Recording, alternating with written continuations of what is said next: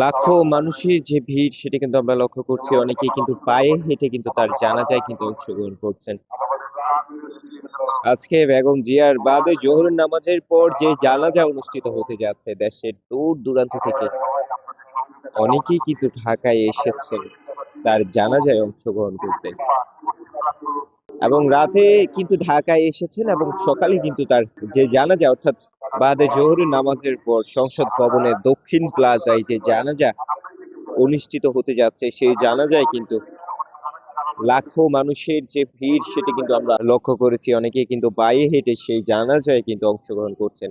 সাবেক তিনবারের প্রধানমন্ত্রী বেগম খালেদা জিয়া গতকাল কিন্তু ভোর ৬টায় কিন্তু তিনি একেবারে চলে গিয়েছেন না ফেরার দেশে, যেখান থেকে চাইলেও মানুষ আর কখনো ফিরে আসতে পারে না। সেই না ফেরার দেশে কিন্তু চলে গিয়েছেন গতকাল ভোর ৬টায় এবং তার জানাজা কিন্তু আজকে সংসদ ভবনের দক্ষিণ প্লাজায় কিন্তু তার জানাজা অনুষ্ঠিত হবে। বাদে জোহরের নামাজের পর কিন্তু তার জানাজা অনুষ্ঠিত হবে এবং ইতিমধ্যেই কিন্তু আমরা লাখো মানুষের যে ঢল সেটি কিন্তু আমরা লক্ষ্য করেছি মানিক মিয়া এভিনিউতে এবং তারা কিন্তু পায়ে হেঁটে কিন্তু সেই সংসদ ভবন এলাকায় কিন্তু জড়ো হচ্ছে এবং আপনাদেরকে সেই চিত্রটি দেখানোর চেষ্টা করছি এই মুহূর্তে মানিক মিয়া এভিনিউ থেকে আপনাদেরকে সরাসরি যুক্ত করেছি এবং এবং তার জানাজা সম্পূর্ণ করে কিন্তু তাকে যে দাফনের কাজটি রয়েছে সেই দাফনের কাজ কিন্তু সম্পূর্ণ করবেন স্বরাষ্ট্র রাষ্ট্রপতি জিয়াউর রহমানের যে কবরটি রয়েছে সেই কবরের পাশে কিন্তু তাকে